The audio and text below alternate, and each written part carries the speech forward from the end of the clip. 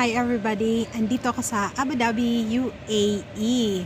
Nagbabakasyon lang kami dito sa kapatid ko. At the same time, kinailangan naming magpunta dito sa UAE para kumuha ng birth certificate ng anak ko. So dito sa UAE, pinanganak yung panganay ko na lalaki. Ikwento ko today kung bakit kami umalis sa UAE.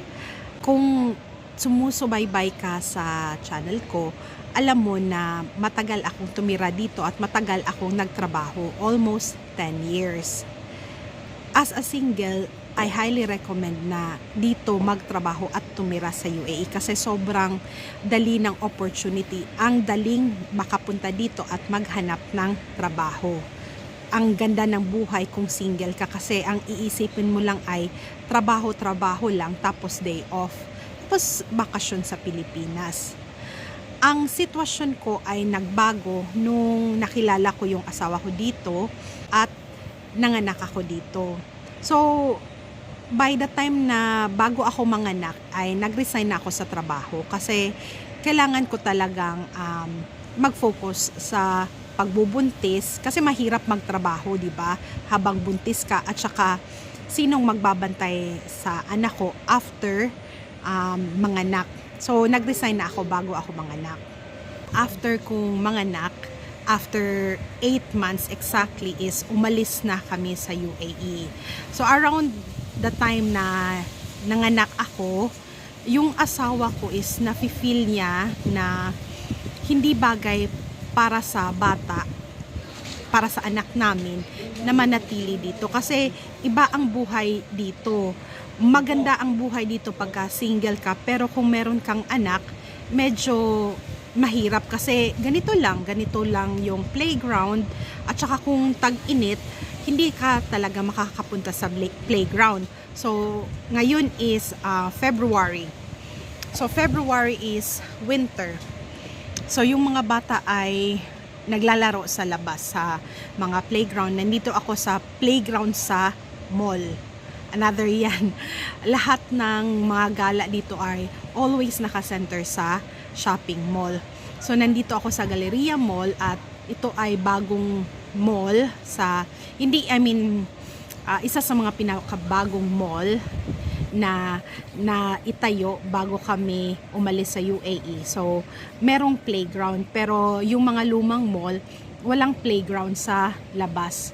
So, mostly, naglalaro ang mga bata sa mga indoor playground sa loob ng mall. So, yun lang, hindi mo ma-experience yung ulan, yung naglalaro sa ulan, yung umaakyat ng puno. Kasi nakita ko rin yung pamangkin ko na 16 years old na ngayon ay dito lumaki sa UAE. So, ibang-iba yung kinalakihan ng pamangkin ko compared kung lumaki siya sa Pilipinas. Kasi nasa loob lang talaga. So, iba yung exposure. Although safe naman yung UAE, ibang-iba lang talaga.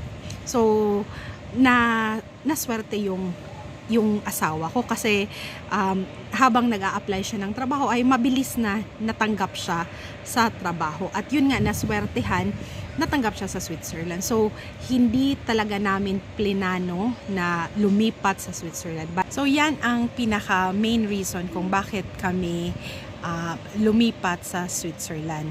Swerte lang kasi natanggap siya sa trabaho at yun, mabilis na process. Within 3 months na nag-resign yung asawa ko is dumiretso na kami sa Switzerland. Kung iisipin mo, di ba, umalis kami sa UAE almost 10 years ago at ngayon, magti-10 years na rin kami sa Switzerland. Napaka laking advantage kasi ngayong magsasampung taon na kami, yung anak ko na lalaki yan, si Thanos, ay pwede na siyang maging citizen ng Switzerland. So, hindi naman nasayang yung 10 taon na lumipat kami doon sa Switzerland kasi ngayon magandang advantage na merong 3 passport. As alam nyo naman, Filipino passport siya, Greek passport, at ngayon inaasikaso namin yung Swiss citizenship niya. yung pamangkin ko ay for 16 years na siyang nakatira dito. Magka-college na siya. Ang mangyayari ngayon is kailangan niyang umalis sa UAE, hindi option sa kanya na manatili. Yan ang pinakamalaking disadvantage dito sa UAE para sa mga kabataan, kasi kahit dito sila lumaki, napakamahal mag-college or mag-university. So halos lahat ng mga Pilipino ay umuwi sa Pilipinas at doon na nagka-college. Sana may option tayo na dito na lang mag-college. Pero sobrang mahal hindi afford nating mga Pilipino, kahit nga European or American, kahit nga kami kung dito man lang ako nagtatrabaho at yung asawa ko, hindi pa rin namin afford.